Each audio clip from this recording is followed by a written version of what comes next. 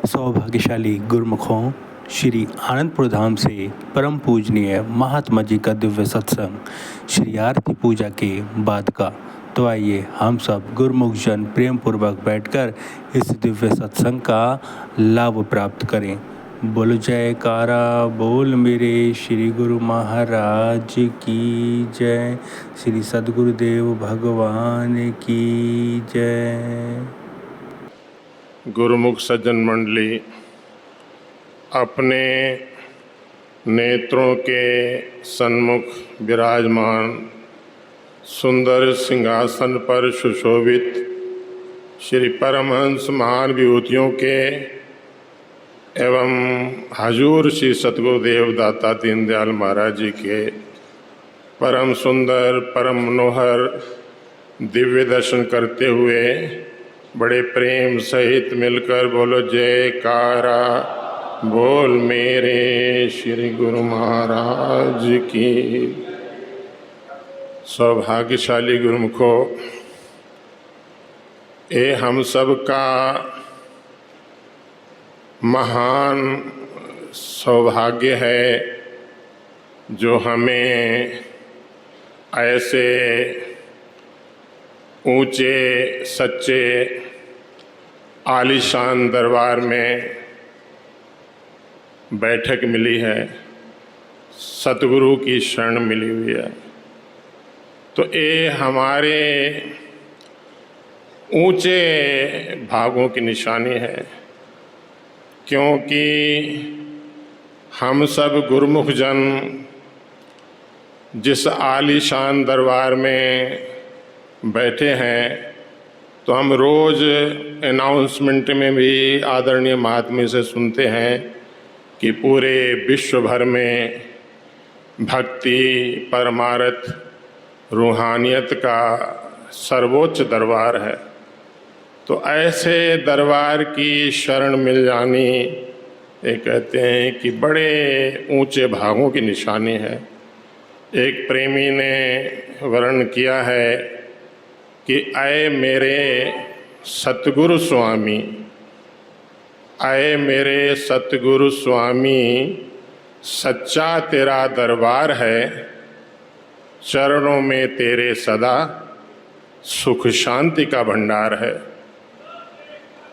बरसता बरसता अमृत तेरी वाणी से आए सतगुरु मेरे, श्रद्धा से जो पान करता बेड़ा उसका पार है। वर्णन करते हैं कि सतगुरु के दरबार में हर वक्त अमृत के झरने बह रहे हैं। श्री दरबार में ये जितने भी भक्ति के साधन हैं, सेवा है, सत्संग है, आरती पूजा है, सिमरन है, ये सब हमारी आत्मा को अमर आत्मा बना देने वाले हैं, हमारी आत्मा को अमर कर देने वाले हैं।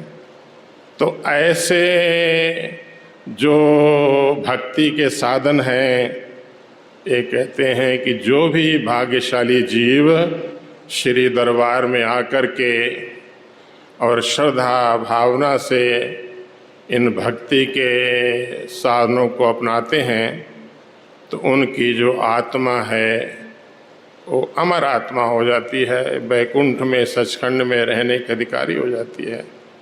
तो ऐसा जो भक्ति का अमृत है, ये केवल सतगुरु के चरणों में मिलता है, गुरु दरबार में मिलता है, बाकी दुनिया में और कहीं नहीं।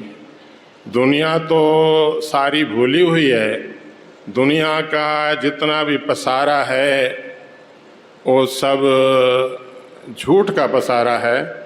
उसमें कभी भी सच्चा सुख, सच्ची शांति, सच्चा आनंद नहीं मिल सकता। परंतु आम संसारी आदमी माया के धोखे में आकर के और सुख शांति खुशी की तलाश करता है। कहाँ? दुनिया के पदार्थों में, जहाँ है ही नहीं। वर्णन करते हैं कि भूला है मनुष्य, ये भूला है मनुष्य दुनिया के सामानों में सुख ढूंढे। ए भूला है मनुष्य दुनिया के सामानों में सुख ढूंढे और भटक कर मोह माया में बहुत ही ख्वार होता है। बड़े भागों से ऐ सतगुरु तेरा दीदार होता है, वो कैसा भाग्यशाली है शरण तेरी जो आता है। कहते हैं कि अनंत जन्मों के पुण्य जब फल देने को आते हैं तो जीव को, सेवक को सतगुरु का दरबार मिल जाता है, सतगुरु के चरणों में बैठक मिल जाती है। जिसको ऐसा अवसर मिल जाता है, देव दुर्लभ अवसर, तो वो जो है हमेशा हमेशा के लिए सुख, आनंद और खुशी में से भरपूर हो जाता है। इस जीवन में भी सुख आनंद से भरपूर होता है और आगे जो है उसकी जो आत्मा है वो हमेशा हमेशा के लिए सचखंड में, वैकुंठ में रहने की अधिकारी हो जाती है। तो ये ऐसा अवसर कहते हैं कि बड़े भागों से ही यह अवसर दुर्लभ महा नित पाया नहीं जाए और गुरु चरणों की पूजा से जन्म सफल हो जाए। कि सतगुरु के चरणों में बैठ करके और सतगुरु के चरणों की पूजा, आराधना, भक्ति करना, ये कहते बहुत ही ऊंचे भागों की निशानी है। और जिसको ऐसा अवसर मिल जाता है उसका जीवन धन्य हो जाता है, सफल हो जाता है। वो हमेशा हमेशा के लिए माया के धोखे से छूट करके और सचखंड के वासी हो जाते हैं। तो इसलिए जो है आप सब गुरुमुखों को भाग्यशाली कहा गया है कि आपको ऐसा है देव दुर्लभ अवसर सतगुरु के चरणों की सेवा, पूजा, भक्ति करने का सौभाग्य मिला हुआ है। तो इसलिए हम सब सेवकों का एक कर्तव्य है कि करोड़ों जन्मों के पुण्यों के फल स्वरूप हमें ऐसा अवसर मिला है, तो इस अवसर से भरपूर लाभ उठाना ये हम सबका कर्तव्य है।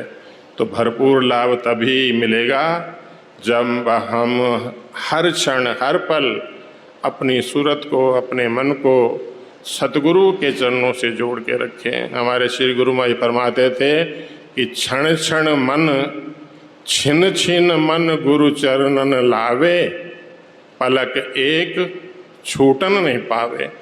कि हर पल, हर क्षण सतगुरु की याद को अपने दिल में बसाना है, सतगुरु के नाम का स्मरण करना है। तो इस प्रकार अगर हम अपना जीवन बना लेंगे तो हमारा जीवन सुख से, आनंद से भरपूर होगा। यहाँ भी सुख मिलेगा, आगे भी सुख मिलेगा, कल्याण हमारा होगा और प्रसन्नता हमारे श्री सतगुरुदेव को होगी। बोलो जयकारा बोल मेरे श्री गुरु महाराज की जय।